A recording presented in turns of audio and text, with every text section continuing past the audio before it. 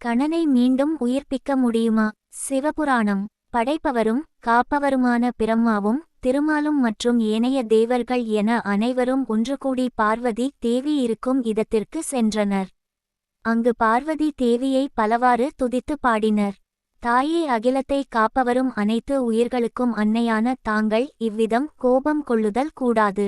இதனால் அனைத்து உயிரினங்களும் பாதிக்கப்படுகின்றன. கோபத்தை விடுத்து அனைத்து சக்திகளையும் தாங்கள் அழைத்து கொள்ள வேண்டும் தாயே. எங்களை படைத்தவர்களாகிய தாங்கள் அழிப்பதா? ஆகையால் தாங்கள் சாந்தம் கொண்டு அனைவரையும் காப்பீர்களாக. நாங்கள் செய்த பிழைகளை மன்னித்து எங்களை காக்க வேண்டும் தேவி என வேண்டி நின்றனர். ஆனால் தேவியோ அவர்களின் கூற்றுகளை ஏற்றுக்கொள்ளவில்லை. சக்திகள் படைத்த மும்மூர்த்திகள் தங்களின் சக்திகளை என் மகன் மீது பயன்படுத்தி தாக்கியபோது அங்கிருந்த தேவர்கள் அவர்களிடம் வேண்டி அதை தவிர்த்து இருக்கலாமே. ஆனால் நீங்கள் அனைவரும் என் மகனை அழிக்கும் வரை கண்டு மனமும் மகிழ்ந்து நின்றீர்கள் அல்லவா? என் மகன் உயிருடன் வரும் வரை என் சக்திகளை நான் அழைத்து கொள்ள மாட்டேன் என்று கூறினார். பிரபஞ்சத்தை காப்பவரான திருமால், இது முறையான செயல் இல்லை தேவி. ஒரு சிறு பாலகனுக்காக இந்த பிரபஞ்சத்தை அழிப்பது சரியானதல்ல. அவன் இழைத்த பிழைக்கான தண்டனையை அவன் அடைந்தான் என்று கூறினார். சிறு பாலகன் ஒருவனாக தனித்து நின்று தன்னுடைய தாய் இட்ட ஆணையை ஏற்று அந்த புறத்தில் யாவரும் நுழையா வண்ணம் காவல் காத்து கொண்டு இருந்தான். ஆனால் நீங்களோ அவனுக்கு எதிராக ஒன்று திரண்டு போரிட்டு அவனை கொன்றது என்பது முறையான செயலா? இந்த பிரபஞ்சத்தை காப்பவரான திருமால் அங்கிருந்தும் என் மகனை காக்காமல் இருந்தது ஏன் என தேவி வினவினார். என் மகனான கணனை காக்காமல் இருந்தது ஏன் என தேவி கேட்ட கேள்விக்கு அங்கு நின்ற யாவராலும் பதில் உரைக்க முடியாமல் நின்றனர். நீங்கள் ஒன்றிணைந்து இழைத்த இப்பிழைக்காக நீங்கள் அனைவரும் பூஜிக்கப்பட வேண்டும்.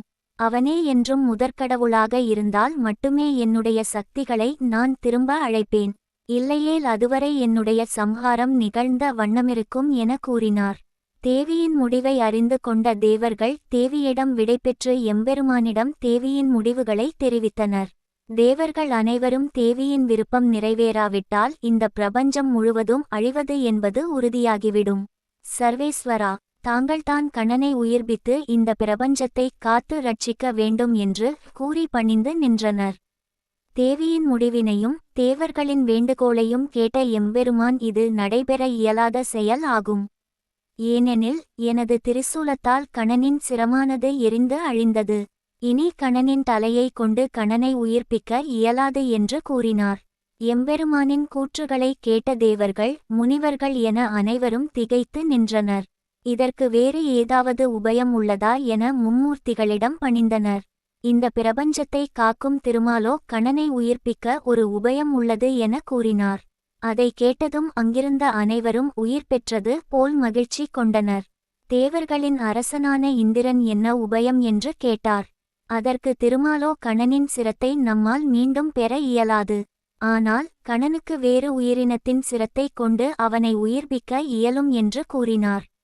இதை கேட்ட தேவேந்திரன், இக்கணமே நான் வேறு உயிரினத்தின் சிரத்தை கொண்டு வருவதாக கூறினார்.